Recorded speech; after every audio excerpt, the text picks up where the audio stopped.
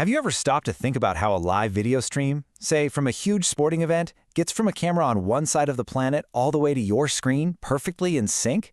Well, it's definitely not as simple as just hitting send on a file. Today, we're going to pull back the curtain on the incredible invisible software protocols that make all of that possible. Right, and just so you know, this is part of a much bigger series we're doing on modern broadcast studios. But for this explainer, we are laser-focused on those unsung heroes, the protocols that are the bedrock of broadcasting in today's internet-driven world. So let's just start with that big central question. Seriously, how does a perfect, totally smooth, glitch-free live video make that insane journey? From a stadium, through the absolute chaos of the public internet, and landing on your screen without missing a beat. How does that even work? Well, the whole thing starts with one massive challenge. You really can't just send a live video like a regular file.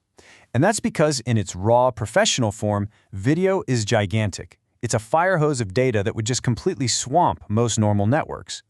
How gigantic are we talking?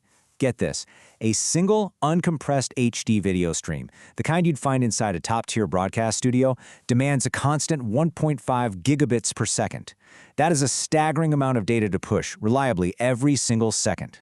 So, how do engineers solve this? Well, there's no single magic bullet. Instead, they have this amazing, specialized toolkit of network protocols. You can think of each one as a really clever solution designed for a very specific job. Constantly balancing quality, reliability, and of course, cost. Okay, first up in our toolkit, we've got NDI. The best way to think about NDI is as the smart, practical, super efficient choice for moving really high-quality video around inside a friendly network, like a TV studio, a big corporate office, or even a house of worship.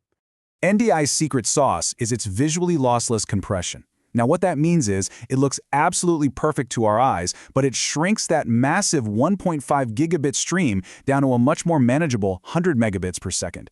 Huge difference. Plus, it has this awesome auto-discovery feature that just makes setting things up a total breeze. But what about when you have to send that video outside the cozy confines of the studio, out into the wild, unpredictable world of the public internet? For that job, you need something that's built tough, and that's where SRT comes in. It's the rugged explorer designed to survive that journey. SRT's whole reason for existence is to deal with messy, unpredictable networks. It's got these really clever tricks up its sleeve to recover from data loss, which happens all the time on the internet, and that ensures the video on the other end is still perfectly smooth. And, so important, it has encryption baked right in, which is an absolute must-have for sending valuable content over a public network. And this table just lays out the core trade-off perfectly. Look at this. On one end, you've got the uncompressed gold standard ST2110, gulping down 1.5 gigs a second for the absolute best quality inside the studio.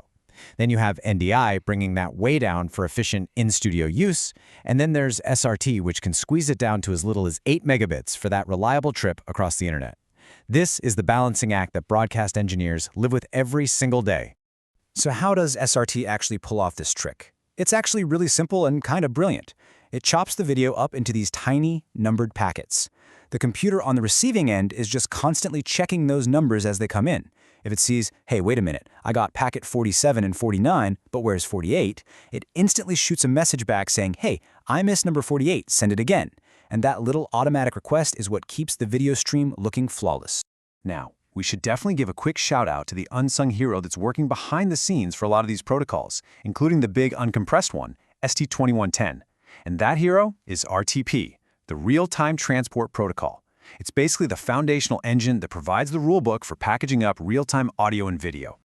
Okay, so we've picked our protocol, but that's not the end of the story. The next huge decision is how we actually get these video streams from point A to point B on the network. Are we going to send a separate dedicated stream to every single screen that needs it? Or is there a smarter way?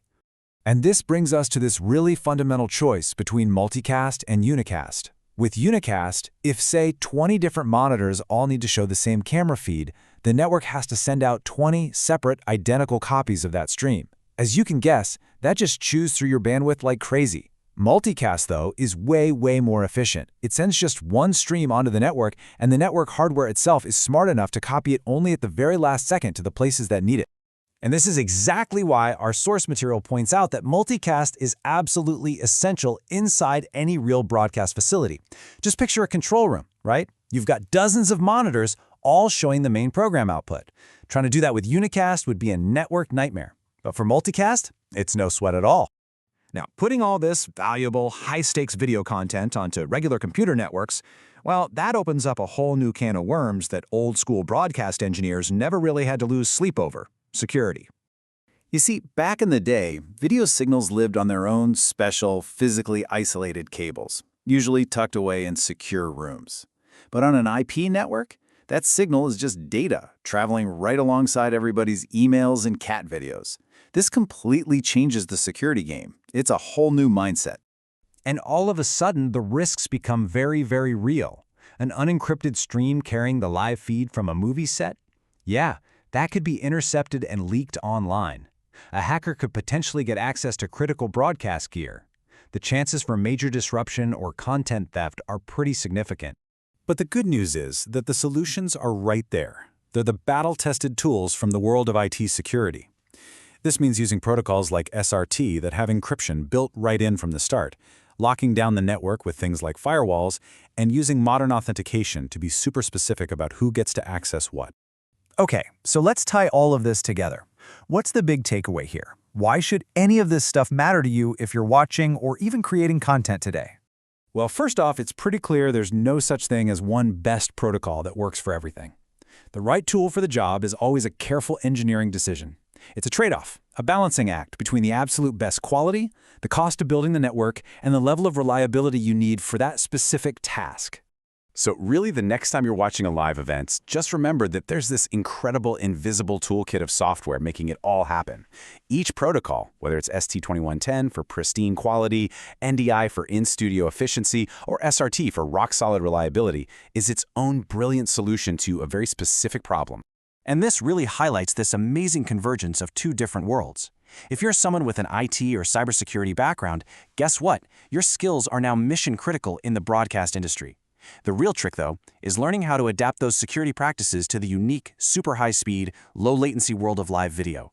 And that kind of leaves us with one last big question to chew on. As more and more broadcasting leaves the world of private links and moves completely onto the public internet, we're left with this fascinating battle. Which one of these is ultimately going to win out?